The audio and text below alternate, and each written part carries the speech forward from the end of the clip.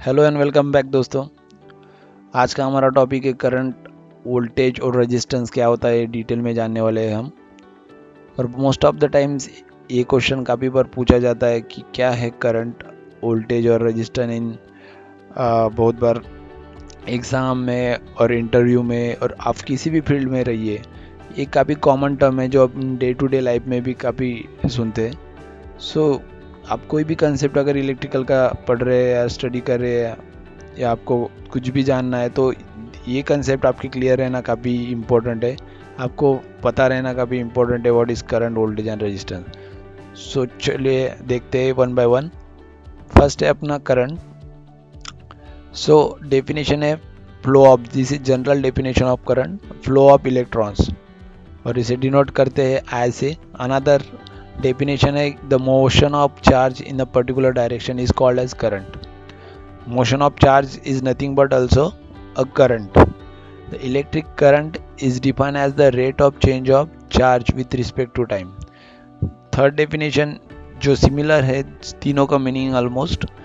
The electric current is defined as the rate of change of charge with respect to time.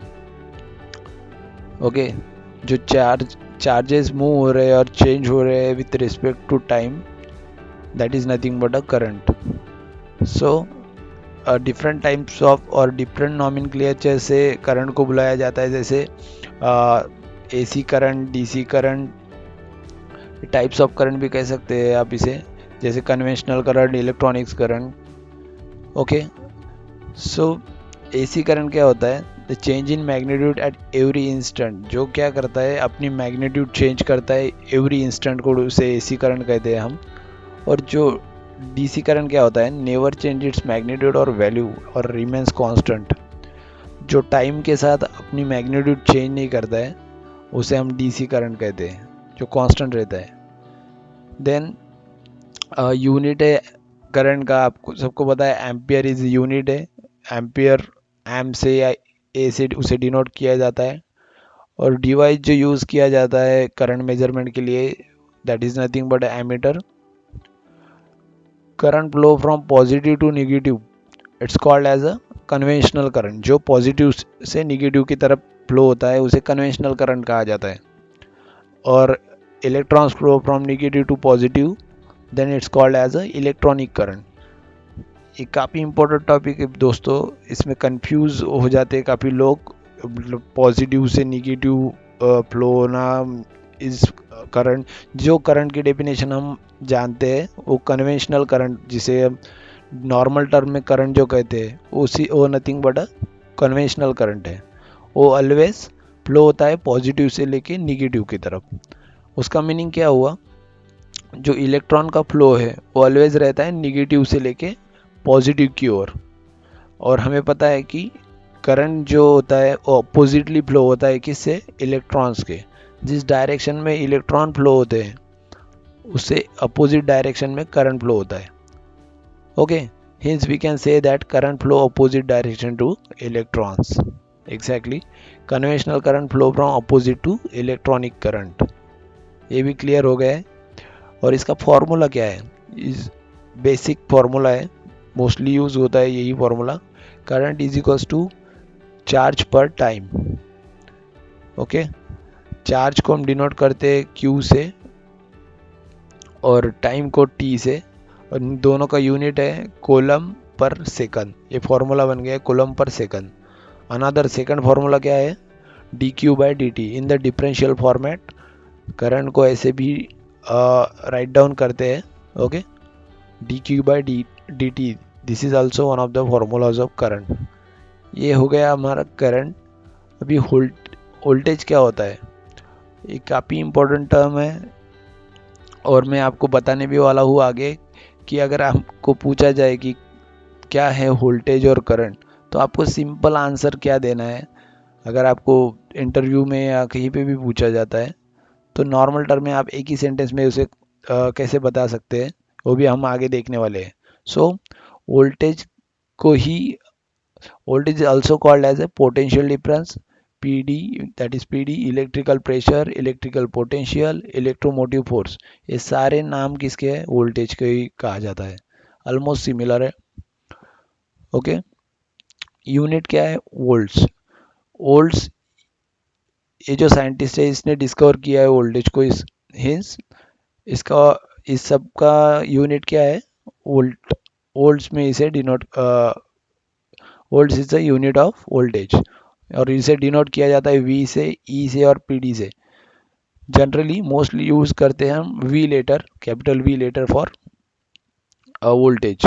Okay, then device use to measure, अभी voltage measurement के लिए हम volt meter use करते हैं। Okay, then definition क्या है? The energy required for the moment of the charge from one point to another. हमें पता है जो चार्ज का मोमेंट है that is nothing but a current, और उसे जो एनर्जी और फोर्स लगता है मूव करने के लिए that is nothing but our voltage. Okay, so ये भी क्लियर है। जो एनर्जी रिक्वायर्ड है for moment of charge from one point to another, okay, that is nothing but a voltage. So V is equals to Q, W by Q, that is work done by charge। Work done, जिसे heat भी कहा जाता है, joule upon coulomb, that is nothing but our voltage. ये एक formula है उसका। Okay, next है आपका रेजिस्टेंस। रेजिस्टेंस क्या होता है दोस्तों? रेजिस्टेंस जानने से पहले हम वोल्टेज और करंट का अगर किसी को आपको बताना है तो कैसे कहेंगे?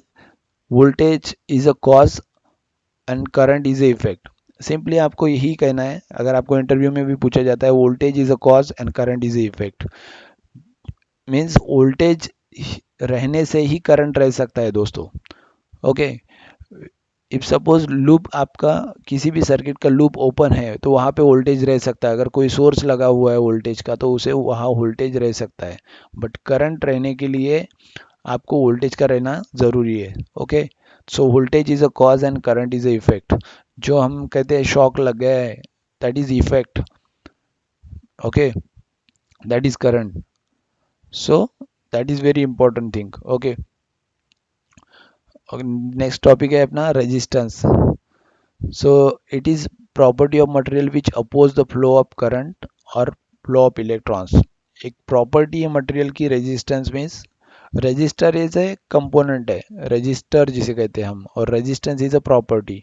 सो it is a property of material which oppose the flow of current और इलेक्ट्रॉन्स। इसका यूनिट है ओहम, डिनोट करते हैं हम आर से, आर कैपिटल आर से, और मेजर करते हैं ओम मीटर से। Use in heating application, heating application में जैसे हीटर, आयरन या इंडक्शन कुकर, इंडक्शन कुकर वगैरह में जिसे यूज़ करते हैं, जो डे टू डे अपने होम अप्लायंसेस होते हैं उसमें। Resistance of human body is around 1000 ohm. ये भी काफ़ी बार एग्जाम में पूछते हैं, ह्यूमन बॉडी का रेजिस्टेंस कितना है? सो अराउंड 1000 ओहम, उसका आंसर है। So R is directly proportional to the, ये फॉर्मूला है, one of the formula of resistance is R is directly proportional to length of the conductor and inversely proportional to the area of the conductor. Okay, this is nothing but a resistance. So R refer as a sink और energy dissipation element.